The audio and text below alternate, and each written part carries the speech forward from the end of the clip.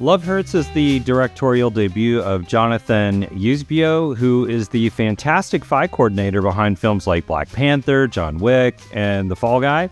The film stars the amazingly talented Ke Huy Quan, who plays Marvin Gable, a realtor who used to be a killer for his crime lord brother, and he decides that he wants a better life and leaves that lifestyle of crime and violence behind him. He goes into hiding and becomes the sweet, responsible real estate agent that everyone loves and adores, and who only wants to get you into the home of your dreams. This is until the woman that he loves, Rose, played by Ariana DeBose, comes back into his life, sending Valentine's Day cards out to everyone in the crime syndicate, destined on getting some good old-fashioned revenge on the people who had wronged her. And surprise, surprise, it's Valentine's Day. I was actually really looking forward to seeing this movie just because I was so excited to see Ke Huy Quan finally get his own movie. I'm such a fan of his as a huge Indiana Jones fan. Hey, Dr. Jones, no time for love. We got company. And I can't even tell you how many times I've seen The Goonies. I got a great idea, you guys. Slick shoes. Slick shoes? Are you crazy? And when he finally came back and won that Oscar for Everything Everywhere All at Once, I was blown away by his performance, by the way. So him leading a movie was obviously the next big thing for him. Anna, lady, we going for a ride. And since he was involved with stunt coordination on movies like X-Men and being a black belt in Taekwondo, I thought this film would be perfect for him. But sadly, he deserved a lot better than this movie. He is actually the only thing I enjoyed about this film. He's funny, his action scenes are pretty great, but the film fails him mainly in the writing. It tries really hard to be very funny, and there are some scenes that will make you smile, but for the most part, all the jokes have really bad timing and horrible setups. There are times when you're wondering, wait, was that supposed to be funny, or was that supposed to be serious? But ironic at the same time. A lot of the jokes were very flat, elementary school basic flat jokes that are maybe like really bad dad jokes, and they aren't really delivered the right way either. Or it's like they tried to make something funny but did the punchline wrong, kind of like Biff and Back to the Future. Yeah, well, I'm busy. Yeah, doing what? Washing my hair. That's about as funny as a screen door on a battleship. This film didn't know what it wanted to be. Sometimes it was a comedy, sometimes it was a love story, and then an action film with gangster vibes. It went back and forth, and it didn't really combine all these themes successfully enough to be believable or really ironic. I think it was trying to do what Heart Eyes, the movie that also came out this weekend, did, trying to blend horror, comedy, and a love story together, which shouldn't make any sense. But that movie pulled it off in a really fun way, and you can watch that review after this one. The action scenes are really fun, but some of the action scenes are kind of ruined by some really stupid execution, like someone kicking an empty soda can at them and it actually hurting them, or someone being cut by a bulbous straw and even killed by a bulbous straw in the most unrealistic way you could think of. There's a lot of boba in this movie for some reason. There's one scene where Marvin is fighting someone sent to kill him, and the fight goes on in his office, and it's an intense fight. It's an intense fight scene where things are breaking and they're being loud, but no one outside the office door hears anything at all. The film seems like it's trying to be like Tarantino's Kill Bill, starting an action sequence with some really cool music, and then it builds up, and then the action gets crazy. But this was a very watered-down version of that Tarantino style that I loved in Kill Bill.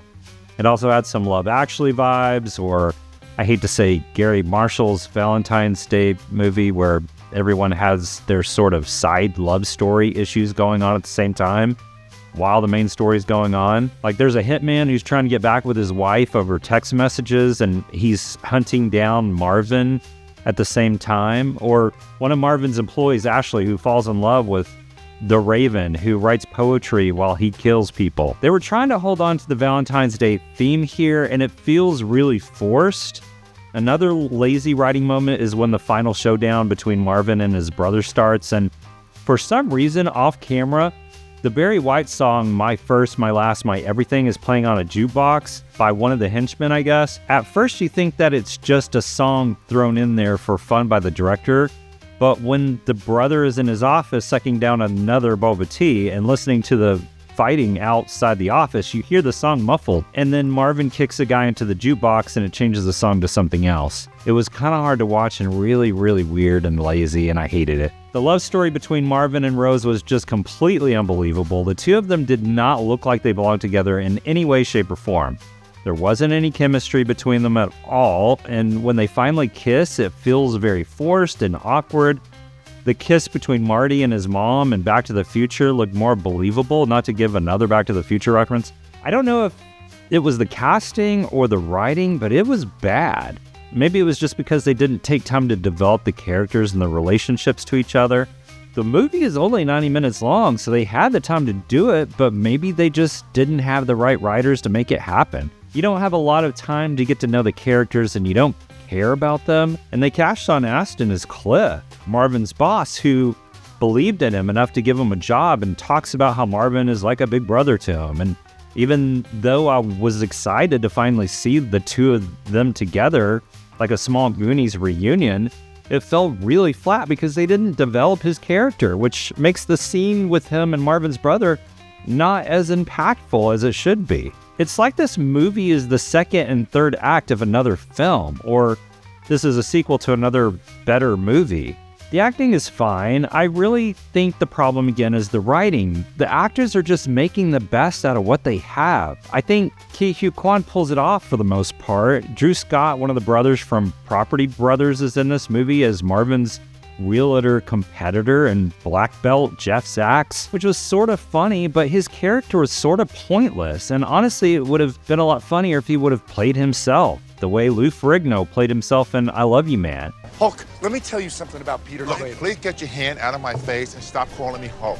I'm a person, okay? Not that it would have helped this movie much. I hated how most of the film either takes place at Marvin's office or a house that he's trying to sell or the video store that his brother owns.